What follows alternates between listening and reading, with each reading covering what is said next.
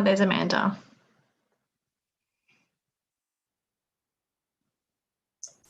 Sorry for my lateness, everyone. Hi, Amanda.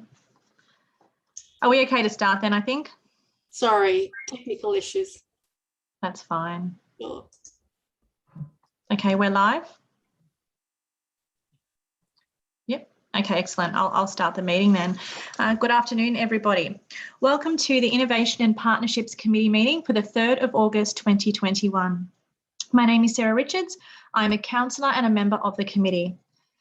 Hawkesbury City Council acknowledges the Darug and Darug people as the traditional custodians of the land, and we pay respect to all elders past, present and emerging. Committee members and members of the public attending the meeting in council chambers are advised that in the event of an emergency, you'll be asked to proceed in an orderly manner to the nearest exit following the guidance of our warden. I would also like to advise that in accordance with clause 5.18 of the Code of Meeting Practice, meetings of the council committees are recorded. In the terms of the Privacy and Personal Information Protection Act, this may involve the recording of personal information provided at the time of the meeting. The recordings are made to assist staff in compiling the minutes of the meeting and to enable the podcasting of council committee meetings. The provision of any information that is recorded is voluntary. If any person does not wish to be recorded, they should not address or request to address the meeting. The recordings may be made available to other persons where such access is in accordance with the relevant regulations. The recordings are stored on Council's record management system. For the benefit of those persons who will be addressing the committee, it is expected that you will refrain from making any insult, allegation, or personal reflection against any person, present or not, at this meeting. This request relates to both your address to the meeting and any answers given in response to questions from the committee. As a courtesy to others, it is requested that mobile phones either be turned off or to silent. Are there any apologies? Just for the purposes of anyone watching at home, we have one councillor from this committee missing at this point, but joining us shortly. Declarations of interest. As required by the Code of Conduct, committee members are required to disclose any pecuniary and or non-pecuniary interest in relation to matters on today's agenda. Are there any interests to disclose? No, thank you. Speakers. The committee will deal with items that have registered speakers at the start of the meeting. Committee meeting attendees who have registered to address the meeting have a time limit of 5 minutes to speak. Committee meeting attendees who have not registered will be asked by the chairperson at the end of hearing registered speakers if there are any further speakers that wish to address the meeting and may speak for a period at the discretion of the chairperson. When called, please speak clearly. At the end of your submission, please remain available to permit the committee to ask questions. Thank you, everybody, and I welcome all the councillors and staff to today's meeting. So let's get stuck into it. The first item on the agenda is item number 1. I'll just flick over to that on my screen so I can see that. The minutes? Sorry, that's confirmation of the minutes. Yes, thank you. Yeah, I'll move that way. Councillor Connolly, can I get a seconder? Thank you, Councillor Kotlash. Anyone wish to speak on that item? No, I'll put that to the vote. All in favour? My video doesn't appear to be working, but it's a yes from me. Excellent. All in favour is, do I need to read them out? Sorry, just confirming to the staff. Yes. Oh, no? Okay, excellent. All in favour, thank you. Flicking back to my agenda here. Oh, sorry, we confirm the minutes. Now item 1, telecommunications meeting at Bilpin. Is there a mover of that? Yeah, just before I move something, I've actually got one submission to table, if that's okay. Sure, thank you, Councillor. So it's quite a long submission, so it's okay. I'll read onto the record just the summary on page 1 and then send the rest to be tabled. Thank you. If that's suitable. That's so it's a submission on behalf of the Windsor Downs Homeowners Association. Dear Hawkesbury City Council, on behalf of the Windsor Downs Homeowners Association Committee, we'd like to thank you and the Council for the courtesy extended to us and the residents of Windsor Downs Estate recently, allowing us to submit to Hawkesbury City Council our Windsor Downs Telecommunications Survey results submission. Whilst the timeframe only allowed us a few days to poll our residents, we had over 80 residents, or 22% of Windsor Downs, respond. Unfortunately, SurveyMonkey only allows 40 samples of the survey, which we believe is showing a strong consensus that Windsor Downs is potentially one of the worst telecommunications service within the surrounding estates. In regards to the timing of the NBN telecommunications, NBN was rolled out from Blacktown to Bligh Park, Marsden Park, Windsor and onwards to Richmond and so on many years ago, bypassing Windsor Downs, who only got the NBN in July 2020. Even though this survey is compelling, we believe that the reality regarding safety and wellbeing is far worse. In the 2016 census, the average age was 45, assuming in 2021 it would be closer to 50, and a population of 1,179. In 2016, 492 people, or 42% of residents in Windsor Downs, were aged 50 years or older, and if prorated to 2021, it would be 677, or 57% over 50 years old.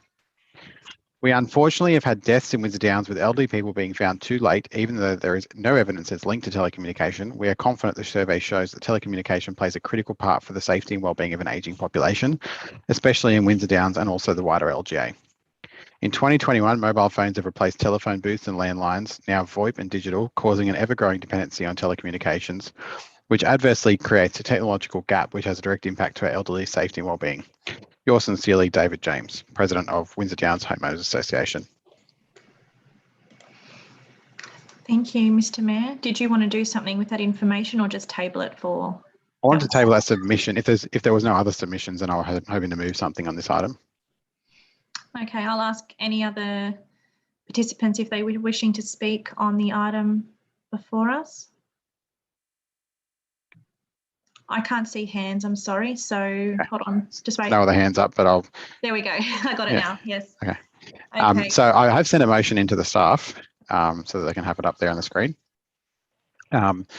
Essentially, that just to note that this was referred to, Council referred this to the committee specifically in relation to Bilpin when the matter of telecommunications was raised at Bilpin by a councillor, and Council felt that we really needed to understand the full extent of the problem in the Hawkesbury and look at what solutions we had available to us. We did try and have that meeting at Bilpin, note the response that's attached in the business paper from the CEO that effectively they're not willing to talk to us about that issue anymore, which is disappointing.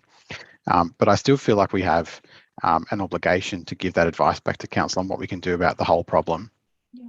And I think step one, which we haven't really come at yet, is we need to identify the extent of the problem. And to me, I think that's why I put this here. I think the first step really is to try and do some really broad engagement with the community to get them to tell us all the places there are problems. We know some of the loud voices we hear. For example, until I had a meeting last week with Windsor Downs Homeowners Association, I didn't realise that was a particular issue in Windsor Downs. I would have thought being quite an urban area in terms of its location, it would have been okay, but clearly it's not.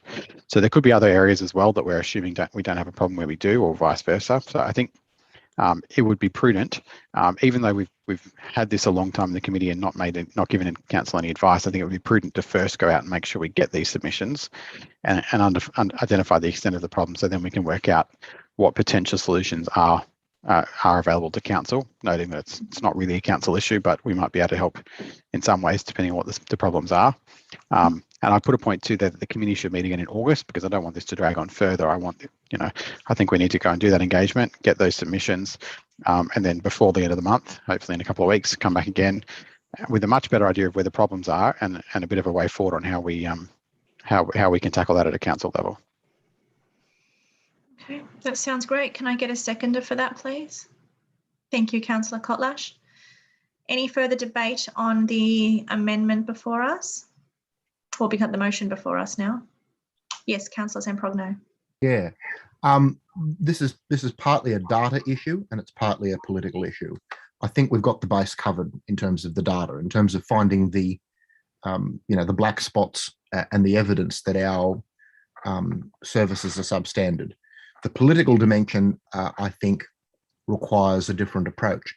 I'm greatly an admirer of Julian Leeser, the federal member for Barara, who's run almost a kind of guerrilla campaign about telecommunications in his federal electorate, which adjoins our own, despite the fact that he is a government backbencher, has been quite bold and quite strident in articulating on behalf of his community that Telstra's service is not good enough. And I think we could take a leaf out of his book, and certainly we could learn something by liaising with Julian Leese's office to ask about what techniques have worked, what approaches he has engaged in, and what results he's been able to achieve thus far. I'm just offering that as a suggestion. Thank you. I can see there's no other hands up. I'll just add my 2 cents for just a moment. I do want to put on the record as the chair of this committee that I'm also quite disappointed with the response from Telstra regarding the attempts of this committee to bring Telstra to the community and meet with them at Bilpin Hall. I think that that's our role as councillors and as people who advocate for the community when we are faced with a problem, especially in an LGA like ours that is so prone to those natural disaster events that we've been through the last few years. I think that these sort of corporations should be coming out and meeting people. And the fact that we had the mayor write very expressly and with quite good wording, you know, not hiding the fact that I think the mayor's words is a life and death situations, and we need to speak to those telecommunications companies about what's going on. And I did find that Telstra's response, you know, direct, at least it was the CEO, but the fact that they still were unwilling to come and meet with us is just not okay. So I think that we do need to take those further steps to get that information from residents. I do like the mayor's amendment. Motion. I do know that we have, there's attached to this business paper is the Mobile Black Spot Program Advisory Report. Now, that is an extremely exceptional document that highlights where all those black spots are. Now, they're the known black spots. And that's why I think the mayor's motion is actually quite sound, because, you know, we're the ones as locals driving around this LGA and we know every single place it drops off. And I'm sure they're not, unfortunately, all captured in that report. So we really do need these submissions to come in, and I hope that as a council we can put those submissions, requests for submissions as we are in a lockdown, through our social media, through any email addresses that we have to our local community groups to get that feedback back in, and then we can meet again to decide what we want to do with that. So I do support that motion. Yes, Councillor Kotlash. Thank you, Madam Chair. I was equally disappointed with this. We don't seem to be getting any traction here. I can recall when this first came to this committee that we were going to include and invite Susan Templeman, the MP for Macquarie, because I know she's been doing a lot of work in this area. Have we had any communication with the push and what areas she's been working in? And could we extend an invitation for her to come along? Because I think we need to really combat this at all, you know, from all angles. If we're not having any traction, we just got to band together and see if we can get some. I mean, I agree with what everybody said. We don't seem to be able to get them to listen to the fact that these sorts of telecommunication issues can be quite serious.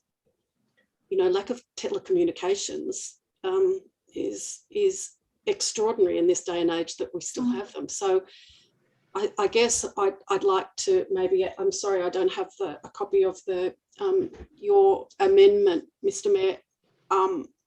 Could we add for our next session of this that we include Susan Templeman? Sorry, I haven't got the amendment in front of me to say whether. Are you happy to add that point, Mr. Mayor? Yep, happy with that. Fantastic. Yep, thank you, Councillor Kotlash. Thank you. All right, no other further debate? Excellent, then I guess we'll vote on the motion before us, please. All those in favour, raise your hands. Councillor Kotlash, Richards, Connolly and Zamprogno, so all in favour. Thank you very much. That being the only item on the agenda, I will just ask if there's no other discussions between the councillors in attendance? No? Excellent. Well, thank you, everyone. Oh, sorry, Councillor Zamprogno. No, it was just to mention, and this is a question that will come up frequently in the next several weeks.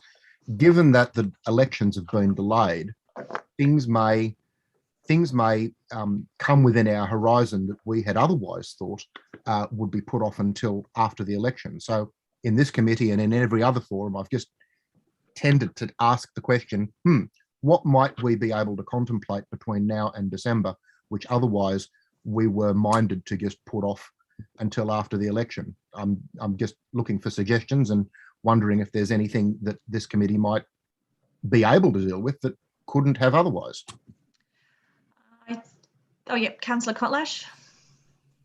I thought that the whole idea of us changing the committee structures was that would come from council. So thank you. Should we not?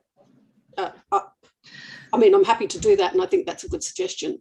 But maybe we should go back to the list of things that we thought we were going to deal with, because there seems to have been a lot of things that have dropped off the list.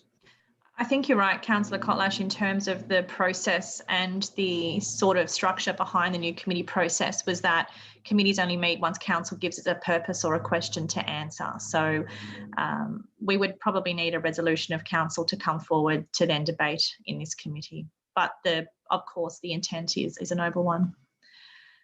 Okay, is that everything? All right, thank you. I call the meeting closed at